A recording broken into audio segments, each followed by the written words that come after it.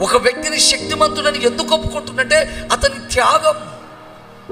ఇప్పుడు కొంతమంది తల్లిదండ్రుల గురించి పిల్లలు చెప్తారు, నా కోసం మా నాన్న రాత్రి పగులు వృక్ష దొక్కాడు, నా కోసం మా అమ్మ రాత్రి పగులు కష్టపడి పాచి పని చేసి ఇళ్ళలో అంట్లతో మెచ్చి నన్ను కలెక్టర్ను చేసింది.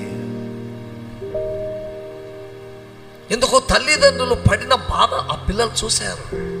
నేను ఈరోజు ఐఏఎస్ అయ్యాను, నేను ఈరోజు గొప్ప ఆఫీసర్ని అయ్యాను, నాకు ఈ కారు బంగ్లా వచ్చిందంటే ఊరికే రాలేదు, దీని వెనక నా తల్లిదండ్రుల కష్టం ఉంది అని కృతజ్ఞత కలిగిన పిల్లలు చెబుతారు. హల్లెలూయా.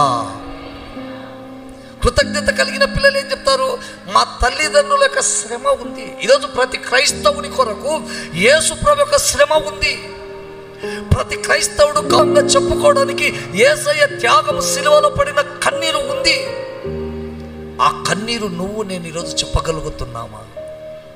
ఆ త్యాగం నిజంగా ప్రభు కోసం మనం ఏదైనా త్యాగం చేయగలుగుతున్నామా?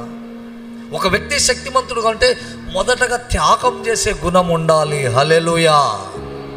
త్యాగం చేయకపోతే ఏది రాదు. చాలామంది అన్నదానం చేస్తారు, మంచిది.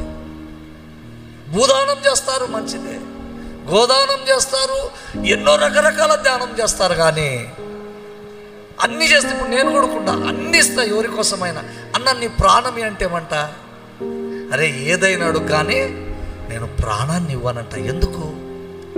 ప్రాణదానం అనేది ఎవ్వరు చేయరండి.